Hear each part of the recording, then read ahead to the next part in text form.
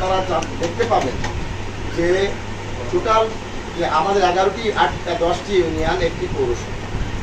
এখানে আমাদের প্রতিটি ইউনিয়ন যদি আমরা বিশ্লেষণে যাই তাহলে আমরা দেখতে পাবো যে সেখানে কোনো ইউনিয়নে 8% 15% এভারেজ আমাদের 33 থেকে 34% ভোট আমাদের কাউন্ট হয়েছে।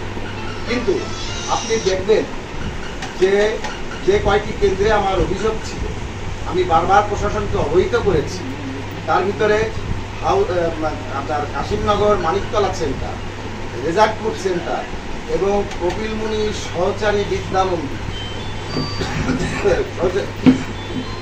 এই কয়টি সেন্টারে ভোটের এবং হাউলি প্রতাপকাঠি সহ সর্বমোট 5টি কেন্দ্রে সেখানে আপনার ভোটের যে রেজাল্ট পর্যালোচনা করলে আমরা দেখতে পাই, যেটি আমি নির্বাচনে আমি বিভিন্ন কেন্দ্র পরিদর্শন দিয়েছিলাম, আমার এজেন্টদের সাথে কথা বলেছি, সম্মানিত ভোটারদের সাথে কথা বলেছি, সেখানে আমি দেখেছি উপস্থিতি এত নগণ্য এই 5টি কেন্দ্রে, অথচ ভোট গণনার যেখানে ভোটাররা একটু হাজির হয়েছে সেখানে রেজাল্ট আমরা দেখছি সেখানে 33% 34% আসছে।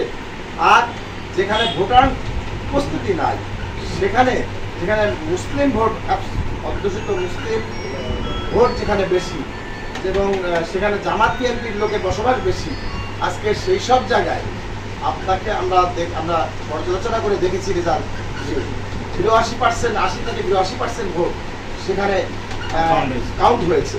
সুতরাং এই কারণেই আমাদের, আর বিশেষ করে আমার যে এজেন্ট যারা ছিল এই কেন্দ্রগুলোতে, সেই এজেন্টদেরকে তারা তাদের রেজাল্ট শিট তাদেরকে না দিয়ে বলেছে যে ফর্ম নাই, আমি টানিয়ে দিচ্ছি, আপনার ওখানে নিয়ে যান, হাতে লিখে নিয়ে যান।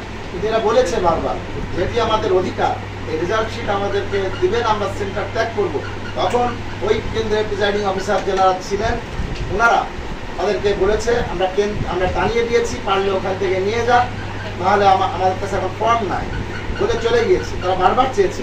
আমি জানতে পেরেই তাৎক্ষণিক আমি আমাদের সহকারী রিটার্নিং কর্মকর্তা, উপজেলা নির্বাহী কর্মকর্তা জনাবা মাহেরা নাজরিন, তাকে আমি অবহিত করেছি। উনি বলছে যে না আমাদের প্রিজাইডিং অফিসাররা তো দিয়ে দেবে, সমস্যা নাই। আমি বলেছি ম্যাডাম, তাকে বারবার বলা হচ্ছে, সে দিচ্ছে না, কিন্তু উনি কোনো কথায় ধন্যবাদ করে নাই। তখন আমি তার নিকট লিখিত আবেদন তাকে জানাই, কিন্তু উনি আমার সেই লিখিত আবেদনটি নিতে বিভিন্নভাবে আমাকে অনীহা প্রকাশ করে। তখন একটি পর্যায়ে যখন আমি বলেছি যেটি আমার অধিকার, এটি আপনি কি করবেন না করবেন সেটি আপনার বিষয়, আমি দিয়েছি, আমার চিফ এজেন্টকে সাথে নিয়ে আমি অভিযোগ দিয়েছিলাম। উনি বললেন আমাকে যে ঠিক আছে, আমার এডিসি স্যার এখানে আছেন, আমি একটু ওনার সাথে কথা বলি। ওনারা কথা বললেন, পরে এডিসি সাহেব বললেন যে দেখেন এটা আমাদের এইভাবে নেওয়ার বিধান নাই, তারপরে আপনি দিচ্ছেন আপনার সম্মানে, আমি রাখছি। আমি তখন বলেছি আপনাকে ধন্যবাদ, আমি চাই যে আপনি করবে আমাকে, আমি যে দরখাস্তটি দিলাম আমাকে রিসিভ করে দিলে এটাই আমি খুশি।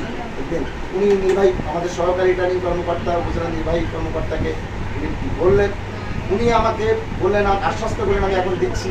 দীর্ঘ সময় ধরে উনি না দেওয়ায় আমি ওখান থেকে আমার চিফ এজেন্টকে রেখে আমি চলে আসি। পরে দেখি ওটি ওনার অফিসের একটি গোল সিল দিয়ে, ওনার অফিসের স্টাফ দিয়ে উনি স্বাক্ষর করে আমাকে ওই কাগজটি পাঠিয়েছেন।